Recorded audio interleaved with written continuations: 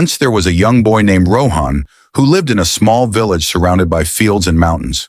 Rohan loved to draw. His notebooks were filled with sketches of the world around him, trees, birds, rivers, and people. But in his village, art was not considered a real skill. His parents, though loving, believed that farming was the only path to a stable future. "You can't live by drawing pictures, Rohan," his father often said. "It's just a hobby." But Rohan didn't stop. Every evening after finishing his chores, he would sit by the dim light of a kerosene lamp and draw. He dreamed of becoming a great artist one day, but it seemed like an impossible dream. His family couldn't afford art supplies, let alone art school. One day Rohan heard about a school competition in the nearby town. The theme was dreams and aspirations, and the winner would get a set of professional art supplies. His heart raced with excitement, but he hesitated. How could he compete with children who had better materials and training? "Just try," said his grandmother, who always supported him. "Big dreams begin with small steps."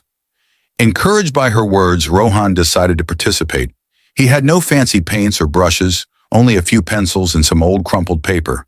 But he poured his heart into his work, sketching a scene of his village under a starry sky, with a boy, just like him, sitting and dreaming of a brighter future. The day of the competition arrived. Rohan traveled to the town with his father, holding his drawing tightly. When he saw the other entries, vivid paintings and elaborate designs, his confidence wavered. But he remembered his grandmother's words and submitted his sketch anyway. Hours later, the results were announced. Rohan didn't win the first prize. He didn't even win second or third. But as he was preparing to leave, one of the judges, a well-known artist, stopped him. "Your drawing caught my eye," she said.